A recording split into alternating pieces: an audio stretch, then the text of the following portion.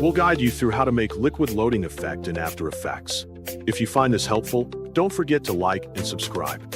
Start by opening your Windows browser and searching for After Effects. Then open the program once it appears. Inside After Effects, right-click the project bar and select New Composition so you can begin your project. Set your composition settings based on your needs, such as resolution and duration, then confirm to continue. Next, click the Shape tool on the top bar and create a rectangle shape in the Composition panel.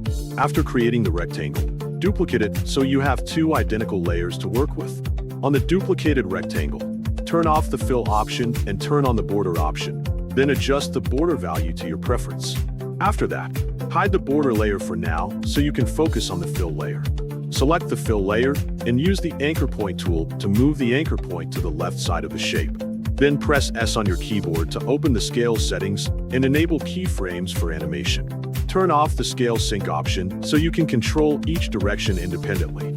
Set the first keyframe value to 0 so the shape starts hidden, and set the last keyframe to 100 so it grows to full size. After setting the keyframes, select all the layers and press F9 to apply easing and smooth the animation.